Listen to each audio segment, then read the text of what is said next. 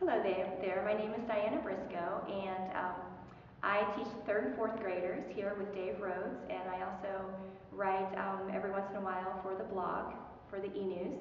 And I was asked to talk about life groups, and I thought that was perfect because I don't know what I would have done without my life groups for the past, especially 3 or 4 years. My life has really been a challenge, and my life groups have been right there with me, praying me through and giving me strength that I needed.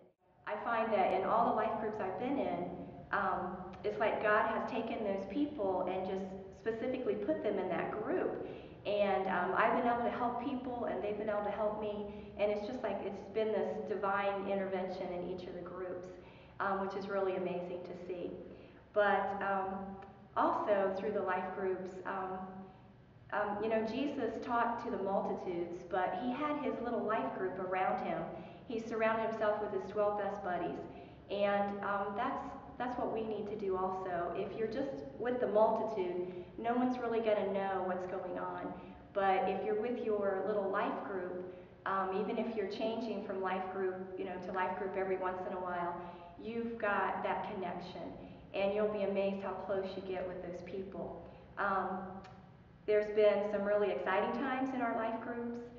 We've had new babies that were born, and we've had weddings and marriages. We've also had people come to Christ. In one of my life groups, there was a gentleman that he was a seeker, and he had a lot of questions. And through scripture and prayer, we were able to lead him to Christ, and that was just so exciting. And our whole life group came, and we sat here in the sanctuary, and we were able to be together and watch him be baptized. So that's what it's all about.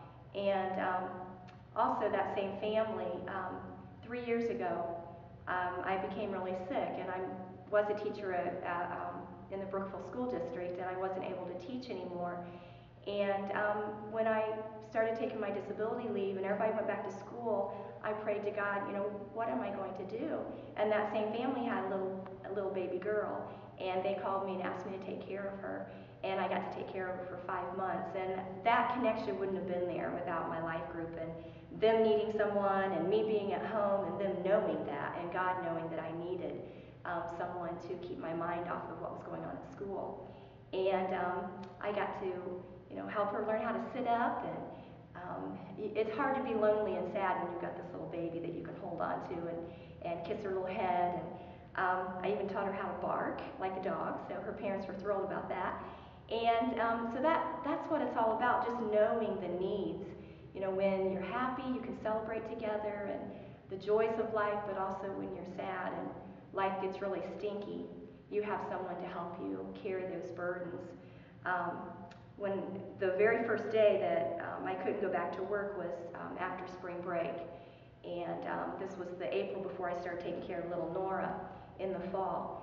And that first day, when my husband, who went back to work at Phillipsburg as a teacher, and my 3 kids got on the bus and went off, and I was dreading that day because I knew that my students were there without me. And one of my dear friends, who's been in 2 of my life groups with me, called me and said, "I'm coming over." She said, "Get a project to do. I'm going to be with you all day. We're going to eat lunch together, and I'm just going to be your friend today." And we painted my bathroom. And she knew I needed her, especially on that day. And we laughed together and made a mess together and ate lunch together. And she was a real good friend and a support for me that first day. And now when I go into the bathroom, I can see, I have friends that know what I'm going through, and God just puts them exactly where I need them to be on my best days and on my worst days. So I really challenge you to be like Jesus and surround yourself with a group of friends that you might not even know yet, that you can meet and make that connection and kind of make that network of prayer warriors through your life group. So I challenge you.